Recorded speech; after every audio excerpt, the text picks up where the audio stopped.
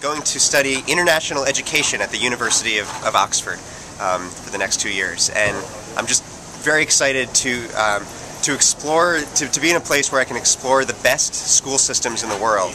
And my hope is in studying in the UK, a place that has valued the role of imagination and passion and education more than most countries, that I'll be able to take the best systems and the best schools, and through my background in journalism and through the community of the Marshall Scholars and through the community at Oxford and in the UK, be able to translate the stories of these best schools in a way that can spread across the world.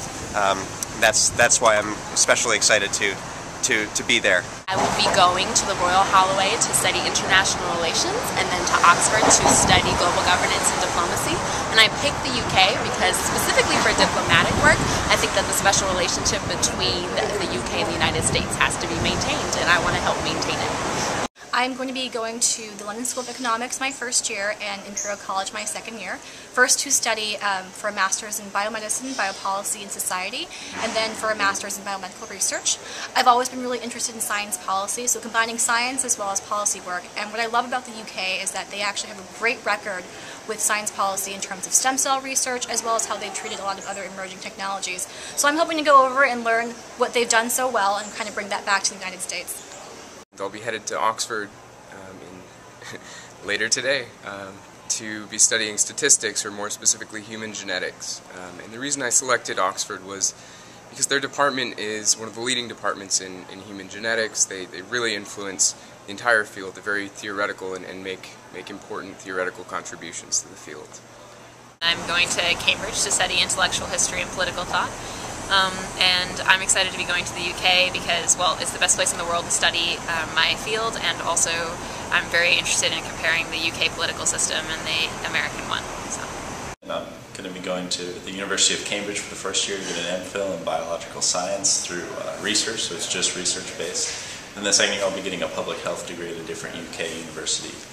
I chose the UK mainly because the advisor at Cambridge has tools that aren't available really anywhere else in the world to look at how neurons connect. And I'll use fruit fly as a model organism, and then as well to study kind of a public health system of a different country, and so I look forward to going over there. I'm going to Liverpool University in the UK to study science fiction studies.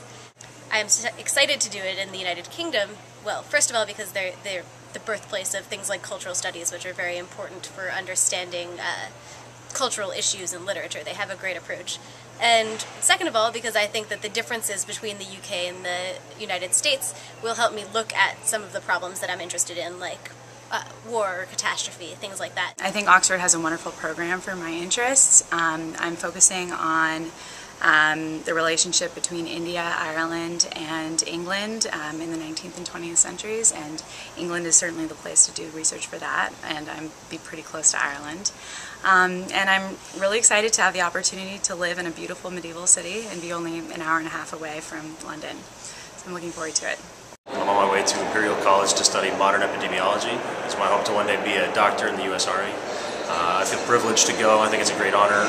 George Marshall, obviously a big hero of the United States and the UK, comes from the U.S. Army, dealt a great deal with Europe, and seems to be highly honored there as well. And I think it's a great thing to sort of follow in his namesake, his footsteps, and keep building up that incredible relationship that the U.S. and the UK seem to have. Thank you for the opportunity.